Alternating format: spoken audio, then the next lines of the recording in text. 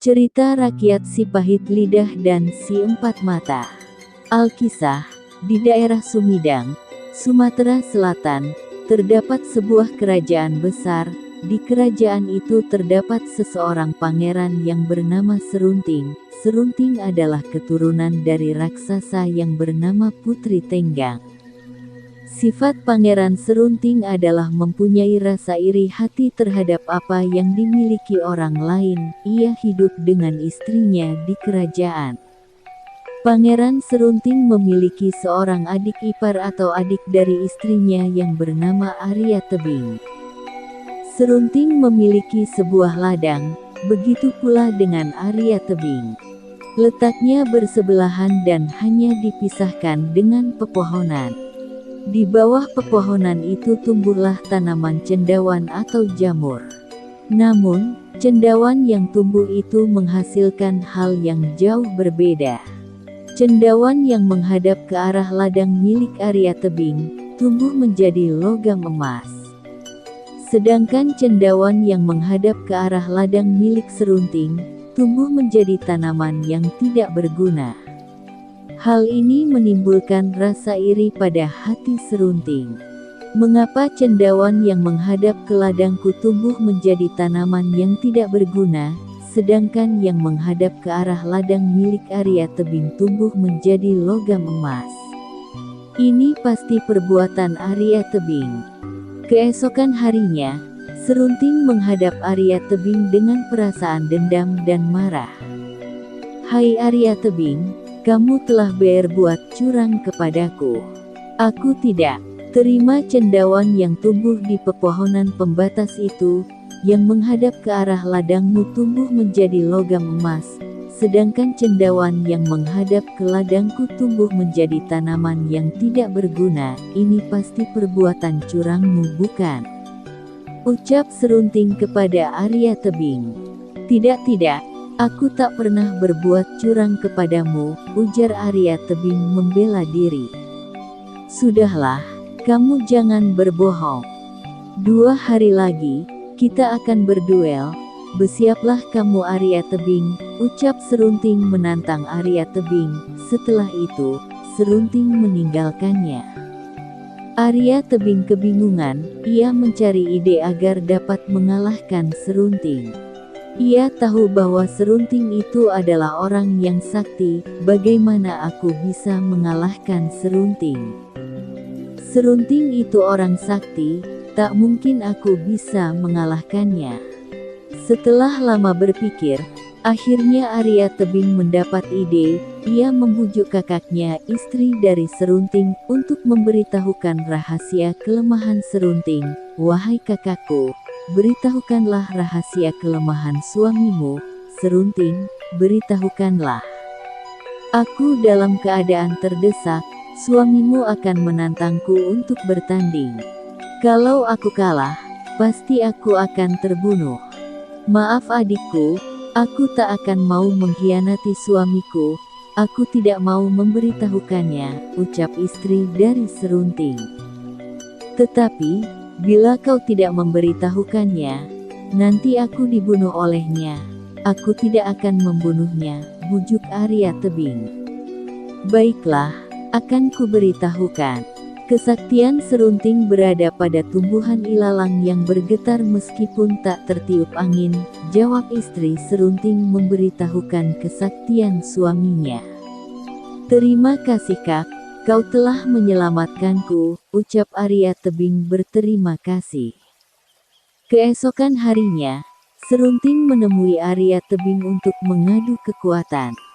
Sebelum bertanding, Arya menancapkan tombaknya ke ilalang yang bergetar meskipun tak tertiup angin. Serunting pun terluka parah. Merasa dikhianati istrinya, Serunting pergi mengembara. Saat ia sampai di Gunung Siguntang, ia berhenti dan bertapa di sana. Saat sedang bertapa, ia mendengar suara bisikan gaib, "Hai Serunting, mendapatkan kekuatan gaib. Kalau kamu mau, aku akan menurunkan ilmu itu kepadamu."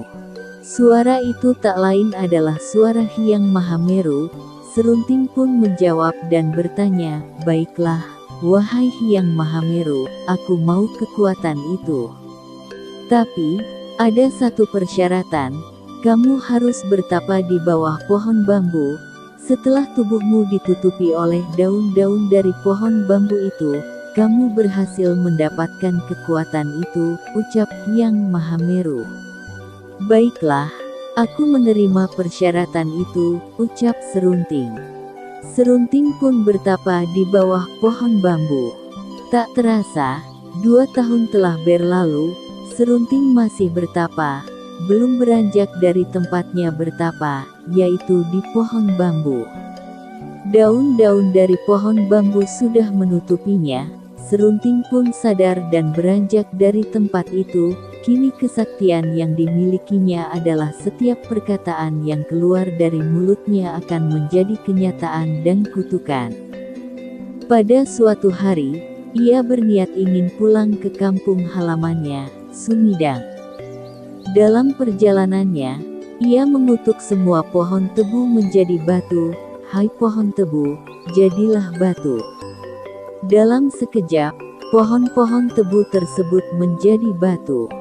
Di sepanjang tepi sungai Jambi, ia mengutuk semua orang yang ia jumpai menjadi batu. Serunting menjadi orang yang angkuh dan sombong. Oleh karena itu, orang-orang menjulukinya dengan nama si pahit lidah. Saat ia tiba di sebuah bukit yang bernama Bukit Serut, ia mulai menyadari kesalahannya. Ia mengubah Bukit Serut yang merupakan bukit yang gundul menjadi hutan kayu. "Wahai Bukit Serut yang gundul, jadilah kau menjadi bukit yang ditumbuhi hutan kayu." Dalam sekejap, bukit itu berubah menjadi hutan kayu. Orang-orang berterima kasih pada Serunting karena telah mengubah bukit yang gundul itu menjadi hutan kayu, karena mendapatkan hasil kayu yang melimpah. Saat Serunting tiba di sebuah desa yang bernama Desa Karangagung, ia melihat sebuah gubuk tua. Di gubuk itu tinggallah sepasang suami istri yang sudah tua renta. Mereka hidup sangat miskin. Meskipun mereka sudah tua, mereka bekerja keras mengangkut kayu bakar. Merasa kasihan, Serunting mendatangi sepasang suami istri tua renta itu. Serunting berpura-pura meminta seteguk air minum. Oleh sang nenek, Serunting diberi seteguk air minum. Karena kebaikannya, Serunting akan mengabulkan apa saja yang mereka minta. Mereka hanya ingin dikaruniai seorang anak untuk membantu mereka bekerja. Ketika melihat ada sehelai rambut yang rontok menempel pada baju sang nenek, Serunting mengambilnya. Serunting mengubah rambut itu menjadi seorang bayi. "Wahai rambut, jadilah engkau seorang bayi." Pasangan tua itu berterima kasih kepada Serunting. "Terima kasih nak, semoga engkau diberkahi Tuhan." Serunting bahagia bisa membantu orang lain.